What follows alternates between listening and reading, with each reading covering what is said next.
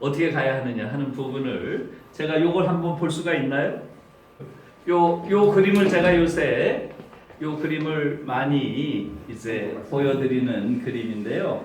저도 이 그림을 보고서 너무 충격을 받아가지고 요 그림을 요즘에 계속 제가 교육 강연할 때 보여드리는데 요 그림을 아마 여러분들 보신 분들이 있는지 모르겠어요. 예. 요 그림이 작년 9월 20일 날 베를린에서 하는 시위를 보여주는 그림입니다. 예, 있었던 시위예요. 이 시위가 어떤 시위였냐는 거죠. 이 시위가 작년 8월에 아마 여러분 기억하실지 모르겠는데 그리스에 있는 시리아 난민촌에서 화재가 났습니다. 화재가. 그래서 15,000명의 난민들이 갈 곳이 없어졌어요. 그렇게 되니까 그 후에 독일 정부가 요 화재가 난 이후에 처음으로 이 난민들을 수용하겠다는 그러한 성명을 냈습니다. 그게 9월 18일이에요. 우리 정부에서 시리아 난민들, 그리스에 있는 난민들의 2,700명을 수용하겠다 이렇게 성명을 낸 거예요. 그러고 나서 이틀 후에 독일의 40개 도시에서 수만 명의 시위대가 거리로 몰려 나왔습니다. 지금 이 사진은 그 중에서 베를린 사진이죠. 이들이 주장한 게 뭐였겠어요? 여기 써 있습니다. 라거 에바쿠이렌 이렇게 써 있어요. 여러분 잘 보면 보이죠? 라거 에바쿠이렌. 라거가 라거고요. 라거가 수용소 아니면 보통 우리는 맥주 먹을 때 많이 생각을 하죠. 맥주 싸놓는 저장고, 맥주 창고 수용소. 이게 다 라거예요. 여기선 수용소겠죠. 에바쿠이렌이란 말은 evacuate 영어로 하면 비운다 하는 거죠. 수용소를 비워라 이거. 수용소를 비워라. 멘션비어디게 운터브링움 인간다운 삶이 가능한 주거지를 제공해라. Wir haben Platz, we have a place. 우리가 장소 많다. 15,000명 전원 받으라는 거예요. 얘들의 주장. 왜 2,700명 받냐? 나머지는 어떡하냐? 전원 받아라. 우리가 장소 많지 않냐? 걔들 전원 받으라는 시위를 수만 명이 그 다음 날 한 겁니다. 제가 요 시위를 보고 아침에 전 신문으로 봤어요. 신문에 요 사진이 나와가지고 그걸 보고 소름이 돋았어요. 진짜 소름이 돋더라고요. 이거 읽는데. 야, 아직도 이런 인간들이 있구나. 지구상에. 멸종 안 당했구나. 아직 이런 생각을 했어요. 사실 솔직한 심정이. 요즘 같은 세상에 이런 인간들이 아직 있는 거예요. 독일에서 이런 아이들이 자라고 있는 거예요. 그게 참 놀라운 거죠. 그래서 저는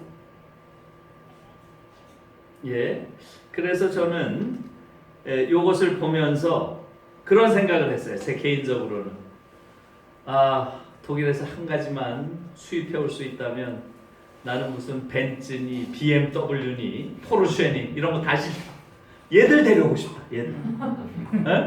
한반도에 그런 차가 다니는 게 아니라 이런 아이들이 한반도에서 자라난다면 우리가 얼마나 기품 있는 나라가 되겠어요.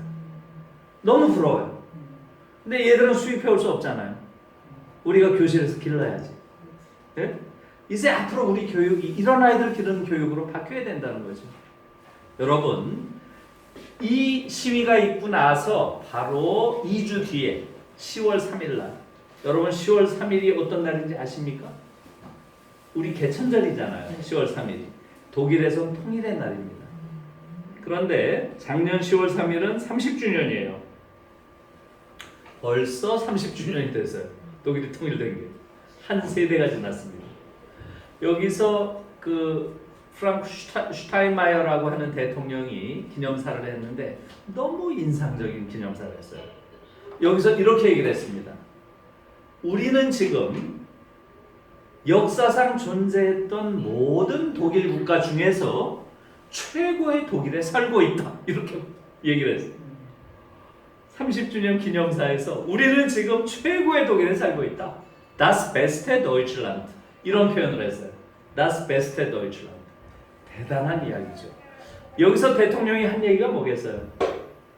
군사력이 최고다, 경제력이 최고다 이런 얘기가 아니죠.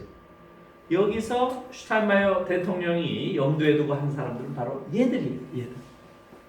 이런 아이들을 길러내는 독일이 됐다는 거예요. 실제로 지난 몇 년 동안 독일은 모든 여론조사에서 세계에서 가장 존경받는 나라 1위입니다. 계속 예외 없이. 그러니까 어느 나라를 가장 존경하느냐, 또 어느 나라의 지도력을 따르는 게 지구의 평화를 위해서 가장 올바른 것이냐, 또 어떤 지도자가 가장 위대한 지도자냐, 이런 설문조사에서 계속 독일이 1등입니다. 지도자는 지금 메르켈이 계속 1등이고요. 지금 5년 내내예요. 5년 내내. 그 다음에 어느 나라의 지도력을 따라야 되느냐, 이것도 계속 독일이 1위입니다. 여러분, 이건 뭐예요? 이것은 정말 기적입니다. 독일이 어떻게 전 세계에서 가장 존경받는 나라가 될 수 있어요? 여러분 아시잖아요. 지난 100년 동안 독일이 어떤 나라예요? 전 세계에서 가장 끔찍한 나라가 독일입니다. 1차 세계대전, 2차 세계대전, 아우슈비츠, 홀로코스트. 그러니까 지난 세기에 인류가 할 수 있는, 인간이 할 수 있는 가장 최악의 그런 비참한, 끔찍한 그런 재앙들을 다 가져온 나라가 어디예요? 독일입니다.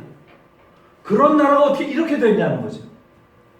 그래서 기적이라는 거예요. 그래서 이건 기적입니다. 저는 여러분들이 독일 하면 떠올리는 게 있잖아요. 하일 히틀러. 그래요, 그래요. 하일 히틀러. 권위적이고 억압적이고 경쟁적이고 아주 고리타분하고, 그래요, 안 그래요? 그게 독일이에요. 그런 인간들이 어떻게 이렇게 변했냐는 거죠. 인간이 변하는 게 가능한가요? 이게 놀라운 이야기예요, 사실은. 독일에서 변한 인간들. 네? 이게 가장 놀라운 점이에요. 뭐가 이걸 변화시켰겠어요? 뭐가? 교육이죠. 네. 그래서 저는 독일에서 벌어진 이 일은 교육이 인간을 바꿀 수 있다라고 하는 희망을 우리에게 준 정말 귀중한 교훈적 사건이라고 저는 생각해요. 맞아요. 네, 정말 놀라운 얘기입니다. 결국은 올바른 교육을 하면 인간이 바뀔 수 있구나. 우리는 사실은 여기 대부분 교육자들이 많이 계신데 교육을 하면서 굉장히 회의적이었잖아요. 교육을 해서 인간이 바뀔까? 우리는 하면서 그걸 바라지만, 희망하지만 아유 안 될 거야. 우리 뒤통수에는 항상 그런 회의감이 있잖아요. 근데 실제로 독일에서는 그게 회의가 아니라 현실로 지금 이런 모양이 나오게 됐다는 거죠. 이게 놀랍다는 거예요. 그래서 그러면 어떻게 이렇게 됐는가? 바로 전환점이 있었겠죠. 독일에서 전환점이 뭐였냐는 거죠. 네, 이런 교육에 있어서의 변화가 생겨난 전환점이 뭐였겠어요? 바로 68혁명입니다. 68혁명. 근데 우리의 경우는 지금 68혁명을 잘 몰라요. 네, 68혁명을 지금 잘 모르는 분들이 대부분 많고요. 그래서 이 68혁명이라고 하는 게 그냥 이렇게 생각하시면 좋겠어요. 전 세계를 오늘의 세계로 만든 가장 중요한 전환점이 뭔가 하면 바로 1968년에 있었던 거대한 변혁운동이에요. 그런데 이 변혁운동이 거의 모든 주요한 국가에서 다 일어났어요. 딱 한 나라만 안 일어났어요. 어디겠어요? 대한민국. 맞습니다. 한국이. 대한민국만 딱 일어나지 않았어요. 그래서 바로 저는 그것을 한국 예외주의라고 부르는데요. 지금 한국에서만 68혁명이 없기 때문에 우리는 그걸 못 느끼지만 저는 그걸 많이 느껴요. 한국인들은 68 이전 사회를 살고 있다. 여전히. 전 세계가 68 이후의 사회를 살고 있는데 지금 한국은 68 이전 사회를 살고 있다. 지금 한국 사회에서 일어나는 거의 모든 일들은 68 이전 사회의 징후들입니다. 지금 우리가 선거를 치른다고 지금 뭐 이 난리가 나 있죠? 이것도 뭐예요? 성문화. 성문화 자체가 너무나 퇴행적입니다. 심지어 한국 사회에서 다른 영역에서는 비교적 그래도 존경을 받는 이런 사람들조차 성과 관련해서는 성숙한 그러한 태도를 가진 사람 보기 어려워요. 이것은 성숙한 성문화를 가질 그러한 정한점이 한 번도 없었다. 지금 한국 남성들처럼 성과 관련해서 미숙한 그러한 상황에 처해 있는 그러한 집단이 과연 있겠는가? 이것은 6.8이라고 하는 거대한 성혁명을 통해서 성과 관련해서 사회적 합의가 상당히 합리적인 수준으로 이루어진 서구 세계와 비교해보면 너무나 큰 차이예요. 지금 한국 사회는. 그래서 이런 일들이 반복되는 거예요. 또 여성들, 여기도 계시지만 여성들이 과연 어느 정도 해방도 있는가? 여성들이 과연 어느 정도 남성과 같은 수준의 차별이 없는 사회적 대우를 받고 있는가? 말하자면 페미니즘, 미투 운동, 이게 지금 한 것이 지금 나오잖아요. 얘들은 6.8 때 50년 전에 이미 다 사회적으로 상당 정도 이미 걸러진 이러한 문제들이 한국은 지금 터지고 있는 거예요. 지금 아까 제가 말씀드린 개별적인 집단들, 특히 강한 권력을 가지고 있는 그런 집단들 내부에서 보이는 저런 권위주의, 어마어마한 권위주의, 특히 판사, 권사 집단 이런 사람들 좀 보면서 야, 이 친구들은 한 100년 뒤졌구나. 저는 그런 생각해요, 사실은. 예? 숨이 칵칵 막혀요. 그 조직에 가서 강연하려고 그러면. 그런데 그걸 문제로서 느끼지 못해, 이 사람들은 전혀. 독일은 6.8 이후에 이제 이런 교육혁명이 일어나게 되는데요. 그 과정을 조금 생각해 볼 필요가 있어요. 예, 요걸 보면 6.8 혁명 이후에 이제 교육개혁이 이루어지는데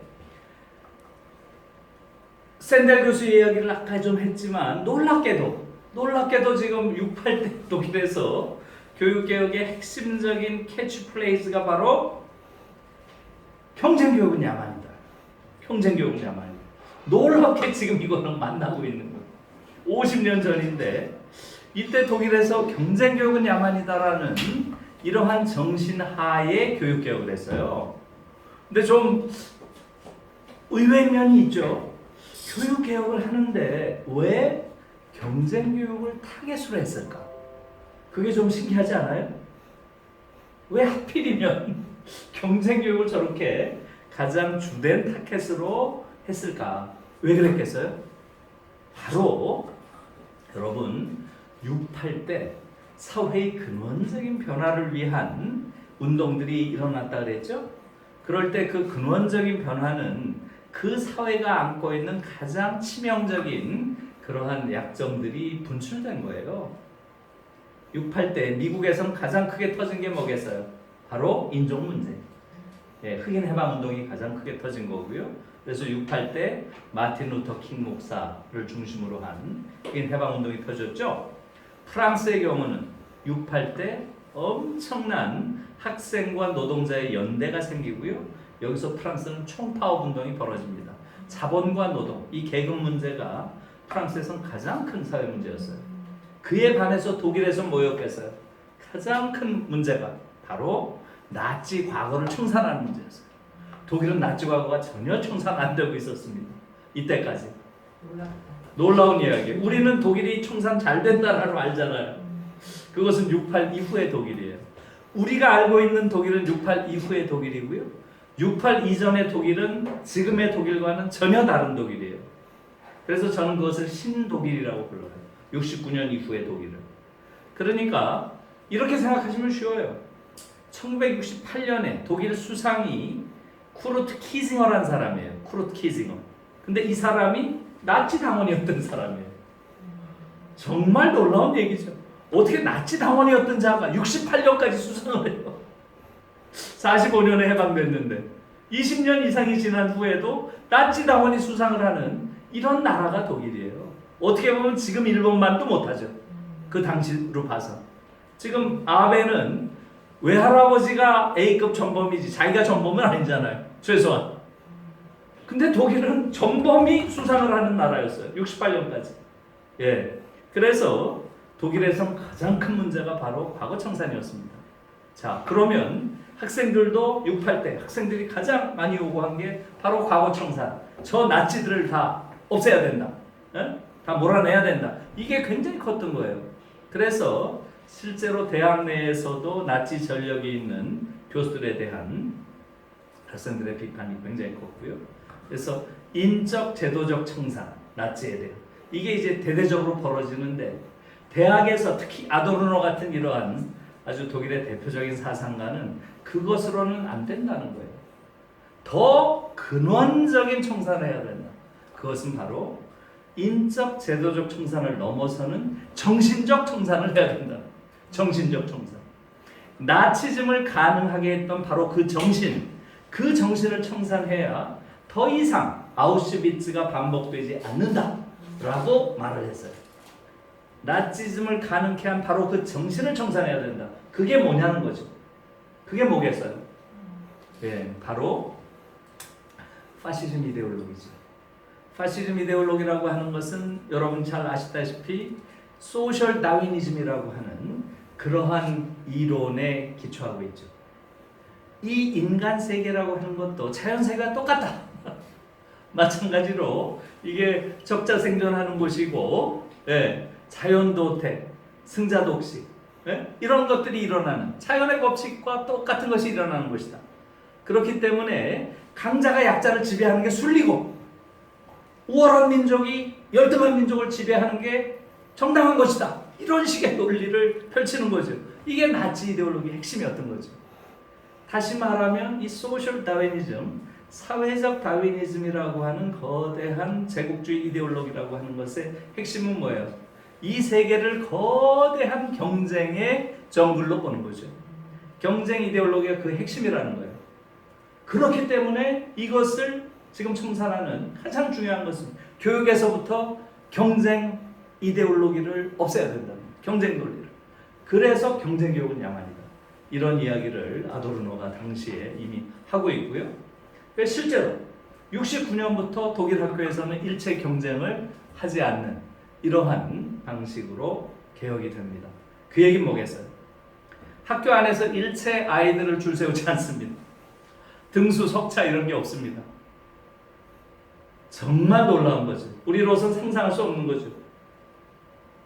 우리는 교육이라는 것을 평가로 생각하고요. 평가는 줄 세우기라고 생각을 하잖아요. 우리는 교육은 항상 너 몇 등이니 이거 아니에요. 우리 자체가 네? 어떻게 보면 우리 자체가 소프트한 파시즘, 부드러운 파시즘을 너무나 깊게 내면화하고 있는 그러한 후기 파시즘 사회를 살고 있는지도 몰라요. 엄격하게 말하면 우리 자신이 일상의 파시즘이 우리 사회를 지배하고 있는 거죠. 이런 맥락에서 보면. 그래서 저는 이런 생각을 해요. 당시 히틀러가 그 독일에서 지배했던 시기가 길지 않아요. 33년에 히틀러가 집권을 하고 45년에 2차 세계대전이 끝나잖아요. 12년밖에 안 됩니다. 그러니까 히틀러 정권은 1939년에 이제 2차 세계대전이 터지니까요. 6년 동안 전쟁 준비를 하고 6년 동안 전쟁을 수행한 전쟁 정권이에요. 근데 사실은 전체 길이는 12년밖에 안 돼요. 지금 앙겔라 메르켈이 16년 하잖아요. 메르켈보다도 훨씬 짧은 정권이었어요. 히틀러 정권이. 그런데 독일 역사의 거의 절반을 히틀러 시대를 가르친다는 거 아니에요. 우리가 이렇게 못된 짓을 했다. 인류에게 저질러서는 안 될 이 짓을 했다. 그러니 더 이상 아우슈비츠가 반복돼서는 안 된다고 하는 것. 이것이 독일 교육의 목표다. 이렇게 된 거예요. 놀라운 거죠. 그 중에서 핵심은 바로 경쟁 이데올로기를 없애는 거죠. 여러분, 저는 이걸 보면서 그 생각을 많이 합니다. 우리의 경우 어떤가요? 독일은 사실은 우리보다 훨씬 더 강도 높은 파시즘이었지만 우리도 군사 파시즘이 30년이에요. 30년. 그래요, 안 그래요? 우리 30년을 이걸 겪으면서도 군사 파시즘에 대한 근원적인 청산, 즉 정신적 청산 해본 적이 없어. 그 근원적인 청산의 핵심은 바로 경쟁 이데올로기를 문제 삼고 그것을 뿌리 뽑는 것인데 우리는 오히려 그때보다 지금 경쟁 이데올로기가 더 강화됐어요. 저는 최근에 나오는 한국 사회의 극우화 경향이라고 하는 것은 경쟁 이데올로기와 밀접한 관계가 있다고 봐요. 거기에 대한 성찰이 필요합니다. 네? 그러니까 이 경쟁 이데올로기가 한 사회를 또다시 상당히 극우적인, 파쇼적인 이러한 사회로 변화시킬 그러한 잠재적 위험이 될 수 있다 하는 데 대해서까지 좀 성찰을 해야 돼요. 아무튼 독일에선 바로 그렇기 때문에 경제교육을 시키지 않은 것이고요. 그게 지금 얼마 됐습니까? 그걸 한번 생각해 보셔요. 50년 됐어요. 50년. 1970년부터 본격적으로 교육개혁이 벌어지고요. 70년부터니까 지금 2021년 아니에요. 50년 된 거예요. 50년. 여러분 생각해 보세요.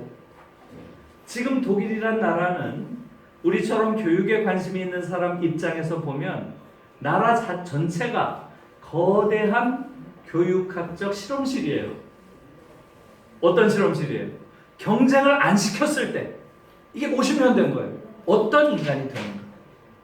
경쟁을 시키지 않으면 어떤 인간들이 나오는가 하는 것을 보여주는 실험실이죠.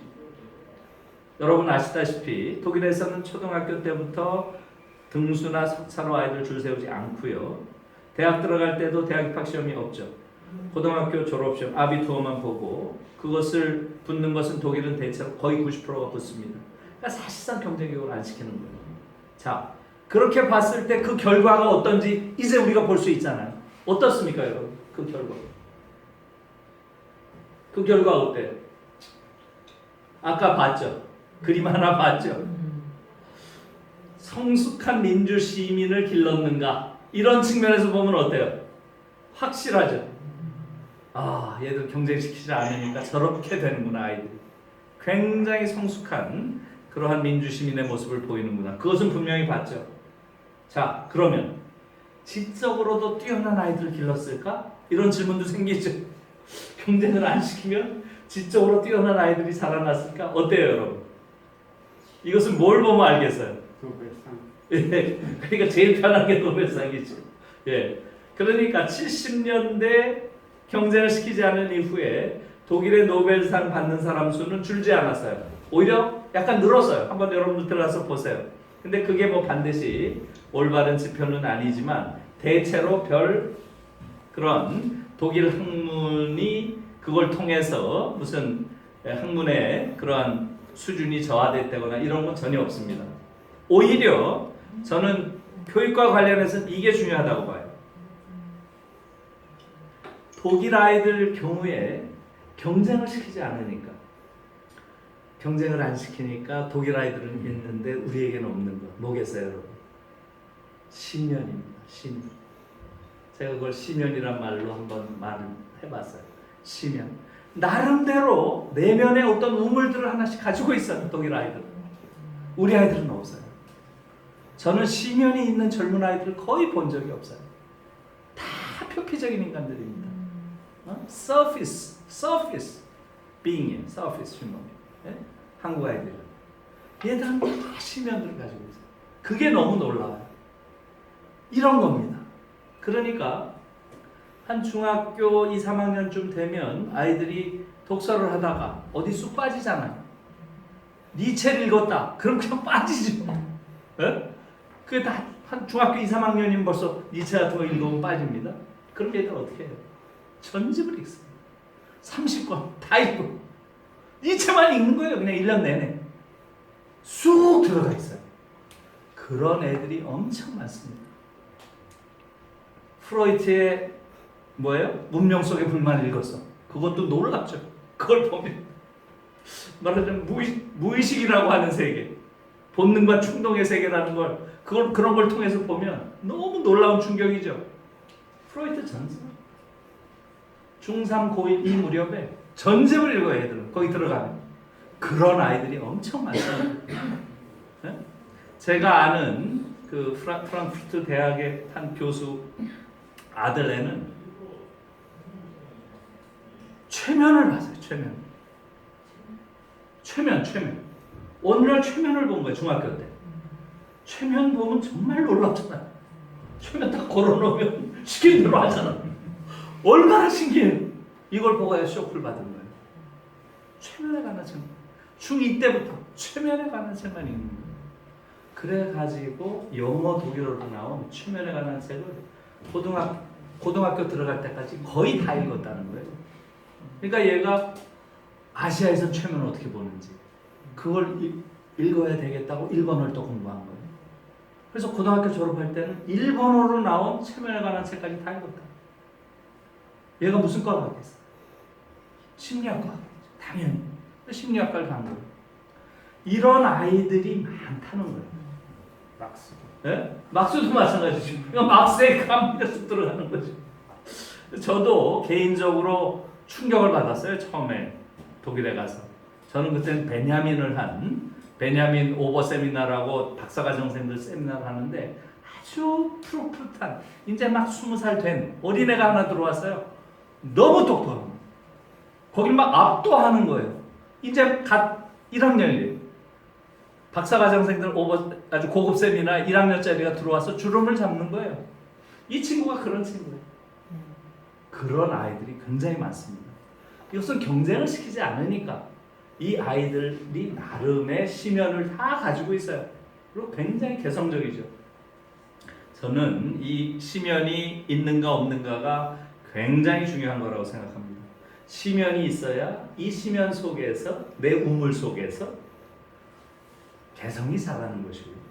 그것이 있어야 강한 자아가 자라는 것이고요. 우리처럼 이렇게 강한 자아가 없는 아이들이 어디 있어요? 개성도 없고 자아도 없고. 네? 그 안에서 분명한 자기 정체성이 있는 거예요. 정체성이.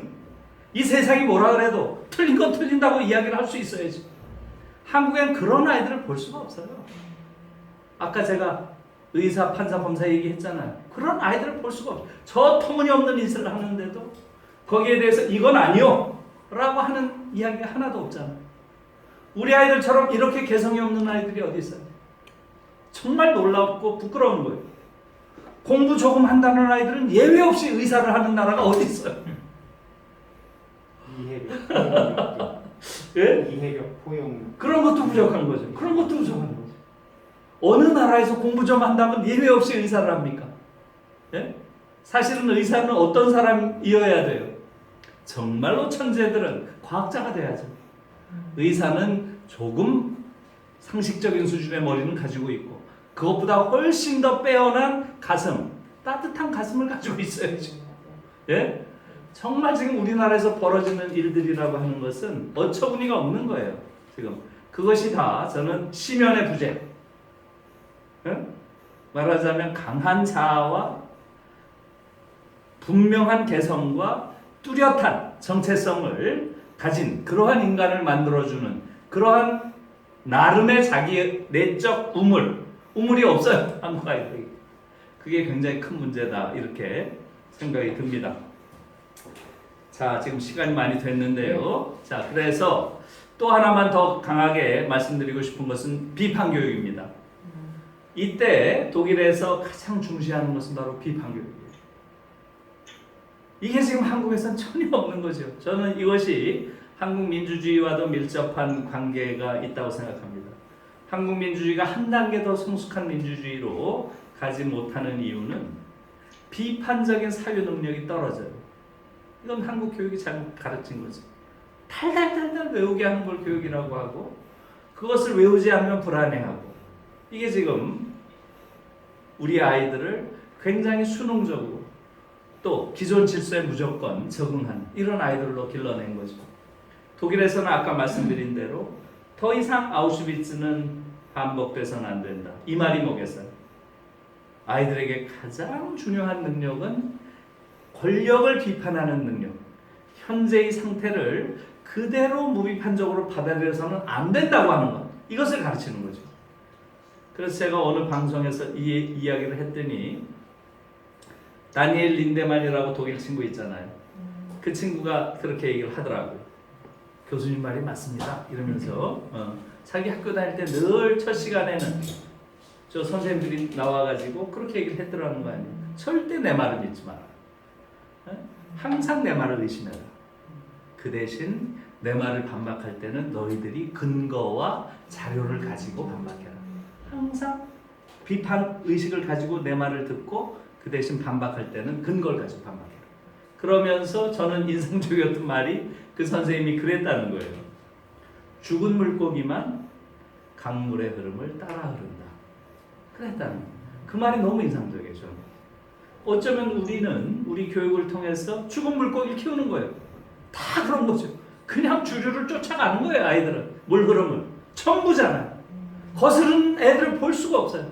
지금 의사, 판사, 검사들 최근의 행태를 보세요. 단 한 명도 없어요. 단 한 명도. 단 한 명도 없진 않죠. 하나 있더라고요. 하나. 이문정 검사. 제가 그래서 존경해요. 이문정 검사가 여성이라는 거 굉장히 상징적이고 지무적인 거예요. 남성들은 훨씬 더 그런 억압이 크다고도 할 수 있죠. 이문정 검사 아시죠? 검찰에. 놀라운 여성이에요. 그래도 한국에 저런 여성이 있구나. 그걸 보고 저는 놀래요. 그게 바로 비판교육이고요. 오늘날 독일이 이 정도 수준의 국가가 된 것은 바로 모든 아이들이 교육 단계에서부터 늘 비판하는 이러한 능력을 길렀다는 거죠. 우리는 정반대죠. 우리는 그냥 외우는 거. 그러니까 우리 아이들처럼 이렇게 지적 능력이 떨어지는 게 아니에요. 교육을 잘못 받으니까. 거기에 맞서는 정신적인 힘도 없고 깊은 사유 능력이 없는 거예요. 그래서 제가 사실은 지난번에 법무부에 가서 법무부에서 고위 법무부 관료들이죠. 그때 그 얘기를 했어요. 여러분들 보면서 한나 아렌트가 떠오른다. 한나 아렌트가 이런 말을 했어요. 무지는 용서할 수 있다. 그것은 지식의 부정이니까. 그러나 무사유는 용서할 수 없다. 그것은 의미의 부정이다. 정말 좋은 말이에요. 지금 한국 사법부가 그런 거죠. 한국 사법부가 그런 거예요. 그냥 달달달달 외우는 그런 것만 공부를 가르치고 사유하는 능력 이걸 가르쳐 놓지 않으니까 지난 우리 사법의 역사가 어떤 역사예요? 그렇게 많은 사법 살인의 역사를 가진 나라가 어디 있어요? 군사독재 30년 동안 얼마나 많은 멀쩡한 사람들 죽였어요. 내가 그렇게까지는 얘기 안 했지만 사실 그 얘기를 하려고 한 거예요. 네? 그러니까 그게 지금 한국 사회, 한국 교육의 큰 문제고요. 비판적 사유를 하는 능력을 가르치지 않았다는 거죠. 자, 그래서 지금 이제 살살 정리를 해볼게요. 지금 저는 그래서 가장 큰 교육의 문제는 바로 이 경쟁교육의 문제가 아까 처음에 시작할 때 그런 능력주의 문제와 연결이 돼 있고요. 그래서 지금 독일은 경쟁교육을 시키지 않음으로써 가장 성숙한 민주시민을 길러냈고 굉장히 비판적인 의식을 가진 그러한 시민들을 길러냈다 하는 건 지금 분명한 거죠. 그것으로 독일이 지금 존경을 받고 있는 나라가 된 건 분명하고요. 그러면 한국 교육은 어떤가? 한국 교육은 어때요? 독일과 다른 정도가 아니에요. 독일과 극단적으로 대비된 나라가 한국입니다. 전 세계에서. 독일은 전 세계에서 가장 경쟁교육을 안 시키는 나라고요.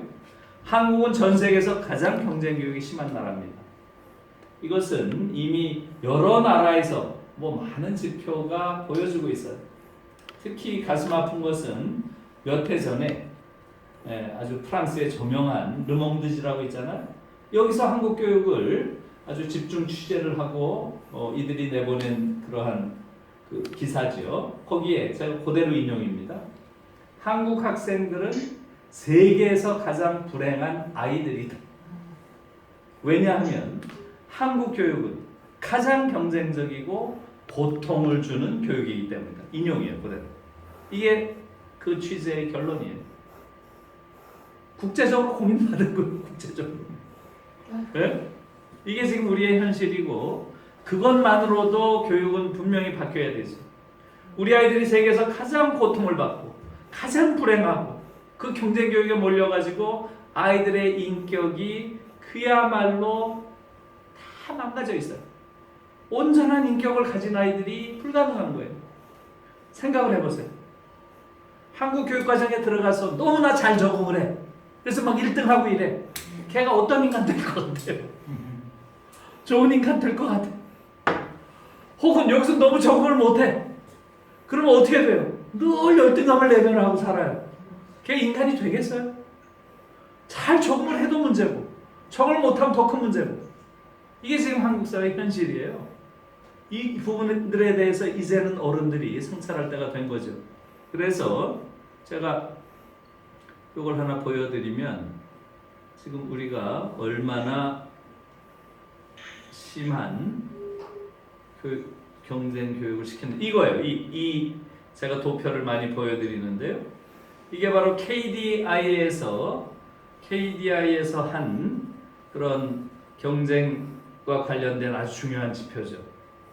2017년이니까 최근이에요. 한국개발원에서 한국, 중국, 미국, 일본. 그러니까 어떻게 돼요? 한국, 중국, 미국, 일본이니까 전 세계에서 경쟁 교육으로 악명이 높은 네 나라예요. 네? 여기보다 더 악명 높은 데 없어요. 가장 경쟁 교육 심하게 시킨다는 이 네 나라의 학생들한테 물은 거예요. 너희들한테 고등학교 시절이 뭐였니? 이렇게 물은 거예요. 네? 그러니까 그리고 세 가지를 줬어요. 함께하는 광장, 거래하는 시장, 사활을 건 전장 이렇게 문 거예요. 한국 아이들의 81%가 전쟁터라고 답을 했어요. 81%가 무려 전쟁터라. 미국과 중국 아이들이 약 40%, 우리의 절반이에요. 딱. 일본 아이들이 14%가 전쟁터라고 했어요. 일본과 우리가 극적으로 대비가 돼요. 일본 아이들은 약 76%가 광장이라고 했어요. 함께하는 광장. 제가 이걸 물어봤어요. 그래서 일본 전문가들한테 나는 이게 안 믿긴다. 일본도 우리랑 비슷한 줄 알았는데 일본은 어떻게 이렇게 다르냐? 이게 맞다. 다 이게 맞다. 일본은 이미 경쟁 안 시킨 지가 꽤 됐대요. 그 얘기를 들으니까 더 화가 나는 거 있죠. 네? 이런 교육을 이식시킨 게 일본인들인데 지들은 벌써 도망간 거예요. 상당히 유럽 쪽으로 가 있다는 거예요. 네? 그래서 실제로 일본에서 고등학교를 다닌 친구 얘기를 들어봤더니 그 친구가 그러더라고요. 아주 인상적인 말을 하더라고요. 한국에서는 경쟁을 하는데 일본의 고등학생들은 추구한다. 이 친구가 추구라는 말을 해요. pursuit. 각자 우리 아이들은 옆에 있는 아이들이랑 막 치고받고 하는데 걔들은 자기 꿈을 추구한다는 거예요. 꿈을 자기 앞에 있는. 그럼 옆에 있는 친구들이 그 꿈을 이루도록 서로 응원하는 관계래요. 그래서 함께하는 광장이라는 게 이렇게 높은 거래요. 그렇게 설명을 해주더라고요. 네? 이게 맞대요. 그러니까 이게 벌써 이렇게 바뀐 거예요. 우리처럼 이렇게 심각하게. 그러니까 저는 이걸 보고 한국 사회가 과연 정상적인 사회가 될 수 있을까? 이 사회 안에서 정상적인 인간이 자랄 수 있을까? 그렇게 묻게 됐어요. 중고등학교 시절을 완전히 전쟁터라고 느끼는 이런 아이들이 어떻게 정상적인 인간으로 크죠? 전쟁터니까 어떻게 돼요? 승자와 패자가 있겠죠. 자, 전쟁터의 승자는 어떻게 느껴요? 자기가 누리는 모든 특권을, 이것은 사실은 우리 사회 속에서 자기가 누리는 것임에도 불구하고 아까 능력주의 똑같죠. 이것은 내가 노력해서 내 능력으로 내가 쟁취한 전리품이에요. 전쟁터니까 전리품이에요. 내가 이걸 누가 건드려? 3,000명이 여기를 어떻게 들어오려고 그래? 아까 의사들 얘기를 하면 어떻게 내가 이걸 얻은 건데? 그런 사회가 될 수밖에 없는 거예요. 99%의 패자들은 어떻게 돼요? 대다수가 패자죠. 평생을 열등감, 절망감, 무력감, 좌절감, 이런 불행의식을 평생 내면하고 살아가는 거예요. 이런 사회가 어떻게 이 사회라고 부를 수 있는 사회입니까? 네? 그래서 저는 김우창 교수가 바로 이 자리를 정확하게 이야기를 했더라고요. 이렇게 얘기를 했어요. 한국 사회는 오만과 모멸의 구조로 이루어져 있다. 이렇게 표현을 했어요. 오만과 모멸의 구조. 네. 그러니까 이것은 아까 제가 처음에 이야기한 샌델 교수가 뭐라 그랬어요? 샌델 교수는 오만과 굴종이라는 표현을 썼는데, 굴종, 굴욕감, 오만감과 굴욕감이라는 표현을 썼는데, 저 김우창 교수는 오만과 모멸감이라는 표현을 썼어요. 같은 내용이죠. 그게 지금 우리 사회의 현실인 것이고요. 실제로 지금도 그렇고요. 그러니까 이런 어처구니 없는 현실을 특히 제가 외국 친구들, 독일 친구들이 한국에 와서 얘기할 때 그런 말을 해요. 어떻게 고등학교 때 시험 본 거 하나 가지고 평생 우려 먹고 사는 이런 나라가 이게 어떻게 이런 체제가 가능하냐? 그러면서 저한테 어떻게 이런 체제를 용납할 수 있느냐, tolerate 이런 표현을 써요. 어떻게 한국 사람들이 이렇게 정치의식이 높은데 이런 야만적인 체제를 용인할 수 있느냐. 저도 모르겠어요. 어떻게 이런 체제를 용인하는지. 네? 이게 지금 한국 사회의 현실이죠. 그래서 아무튼 제가 요 도표를 그 다니엘이라는 친구한테 보여줬어요.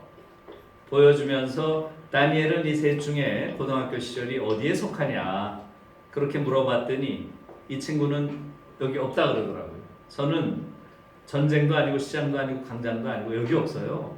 그래서 아니 그럼 뭐였냐 그랬더니 저에게 있어서 고등학교 시절은 하루하루가 파티였어요. 파티였대요. 제가 오늘 방송에서 하는데 그 친구가 그 얘기를 하니까 순간적으로 제가 울컥하더라고요. 네? 우리 아이들은 지금 전쟁터라는데 이 친구는 지금 파티라고 하니까 정말 그렇더라고요. 실제로 그래요. 독일 아이들은 파티라는 거 저도 알죠. 사실은 이 아이들에게 있어서 중고등학교 시절은 인생에서 가장 행복한 시절이에요. 가장 행복한 시절. 그야말로 매일매일 연극 보고 영화 보고 오케스트라 들어가고 여행 다니고 연애하고 연애.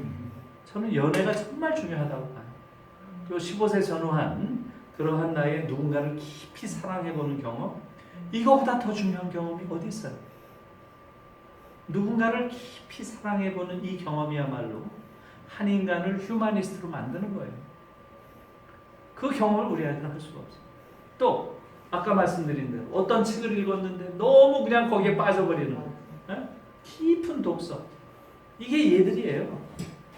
그러니까 여러분 생각을 해보세요. 인류가 만들어 놓은 최고의 그런 예술 작품을 감성적으로 가장 예민한 시절에 그걸 느끼고 그리고 많은 것을 돌아다니면서 많은 사람들의 사는 모습을 보고 여행은 그렇게 중요해요. 그 다음에 누군가 어떤 인간과 깊은 사랑을 나누고 또 책 세계에 쏙 들어가가지고 정신적인 모험 인간이 할 수 있는 가능한 상상력을 다 동원해서 그때 꿈꾸는 게 뭐예요? 가장 이상적인 사랑은 뭘까? 가장 이상적인 세계는 어떤 걸까? 우리도 그랬잖아요. 그 나이 때. 정말 사실 우리 때는 책 많이 읽었잖아요. 네? 그걸 하는 거예요, 얘들. 근데 지금 우리는 어떻습니까? 아무것도 못하게 하잖아요. 아무것도 못하게 하고. 이 아이들이 어떻게 인간이 돼요? 이걸 하면서 인간이 되는 거지. 이걸 하면서 성숙한 인간이 되는 건데 우리는 아무것도 못하게 해요. 그저 기껏 한다는 게 뭐예요? 달달달달 외우는 거. 책도 못 읽게 하잖아요. 야 공부해야지 웬 책을 읽냐 이러잖아요. 그러니까 우리 아이들은 깊이를 가질 수 있는 아까 말한 시면을 만들어갈 그 시간을 우리 어른들이 다 빼앗아 버렸어요. 그러니 아이들이 너무 얕은 아이들, 너무 자아가 약한 아이들, 자기 주장이 없는 아이들, 오로지 있는 건 집단적인 욕망들, 특히 물질에 대한 욕망, 이게 거의 유일. 그래서 우리 사회 자체가 이렇게까지 품격 없는 이런 사회가 된 거죠. 멋있는 인간을 볼 수가 없어요. 쉽게 말하면. 그게 저는 가장 아쉽습니다. 옛날에는 존엄한 인간이 많이 보여서요. 전태일 보세요. 전태일. 제대로 교육도 못 받은 친구가 전태일이 한 그 행동들을 보세요. 그 시다, 어린 시다들이 밥 못 먹고 오니까 자기 차비, 버스비를 깨가지고 풀빵 사다가 매일 걔들 먹인다고 쌍문동까지 걸어가다가 미아리쯤 오면 통금 걸린다는 거 아니에요. 그러니까 매일 파출소 거기 들어가서 자고 아침에 오고 가난했어도 교육을 못 받았어도 옛날에는 기품 있는 인간들이 있었어요. dignity of the oppressed 이런 말이 있어요. dignity of the oppressed 억압받는 자의 기품. 억압을 받는 사람조차 기품이 있었어요. 지금은 저렇게 많은 교육을 받고 최고의 교육을 받았다고 하는 애들조차 기품이 있는 인간을 볼 수가 없어요. 이건 완전히 한국 교육이 실패했다는 얘기죠. 그래서 이제는 근본적으로 한국 교육이 이제 바뀌어야 된다 하는 그런 말씀을 드리지 않을 수 없는 거죠. 자, 이제 시간이 진짜 네. 거의 다 됐죠? 많이 됐습니다. 예. 질문도 있을지 모르는데. 그러니까요. 예. 그래서 제가 짧게 그래도 결론을 내야 되니까 네. 그러면 뭐 하자는 거냐? 그 결론은 내야죠. 네. 지금 여기 평학에서 주장하는 그걸 하자는 겁니다. 제가 주장하는 것은. 예? 사실은 여기서 다 오랫동안 아까 말씀 들어보니까 정말 오랫동안 한국에서 말하자면 그러한 이야기가 없던 시절부터 그 불모지에서 얼마나 오랫동안 고생을 해서 지금까지 이렇게 유지해 오고 있는 이런 분들이야말로 가장 지금 중요한 일을 해오신 거죠. 그래서 큰 흐름에서 거의 같습니다. 선생님들이 해오신 것, 제가 주장하는 거는. 제가 이 이야기는 지난번에 어떻게 이렇게 하자라는 이야기를 마침 총리 공간에서 제가 이걸 한번 강연한 게 있어요. 그 자리에 교육부 장관이 오셨더라고요. 그래서 아이고 잘 됐다. 이 양반이 있는데 좀 강하게 조금 인상을 줘야 되겠다 해서 제가 4가지를 없애라 이렇게 얘기를 한 게 있어요. 그러니까 제 이름 치고 모교대화라고 치면 그게 나와요. 그게 한 30여 분 돼요. 모교대화.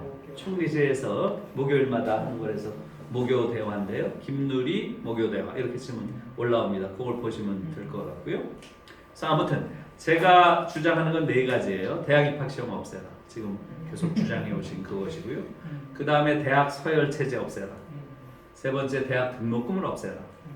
4번째 고등학교 특권학교 없애라.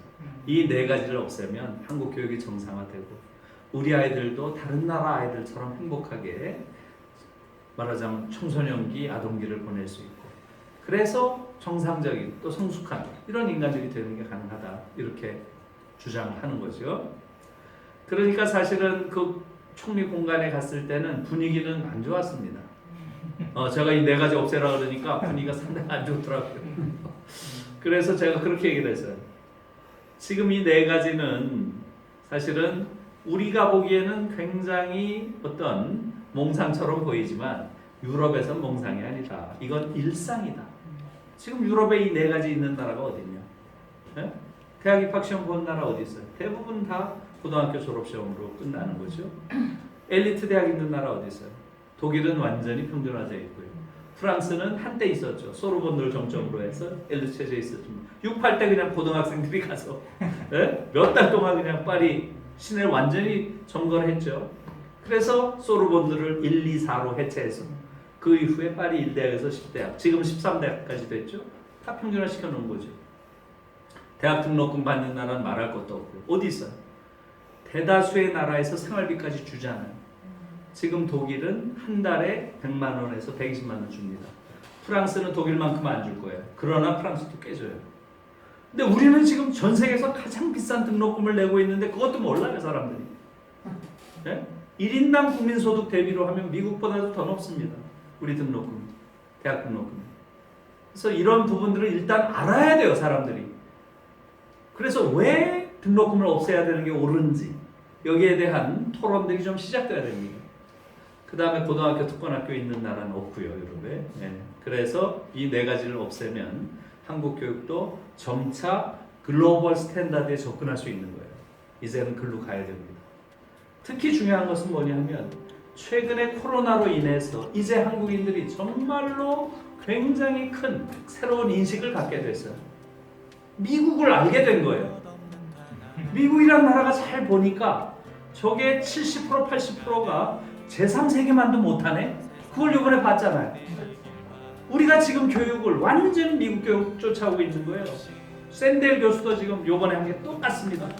우리랑 똑같아요 미국 교육은. 이런 교육으로는 안 된다는 거. 야만이 된다는 거. 이것을 샌델 교수도 지금 강조하고 있는 거예요. 그래서 이제는 우리가 맹목적으로 미국 교육을 추종하는 것은 어쩌면 지옥으로의 행진일지 모른다.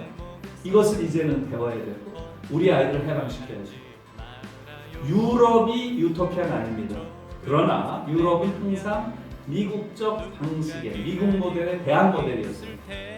유럽으로부터 영감을 얻어서 우리 아이들을 해방시키고 새로운 좋은 교육 모델을 이제는 만들 때가 됐습니다. 네, 이게 제 결론입니다. 네, 고맙습니다. 벽을 밀어 부술 테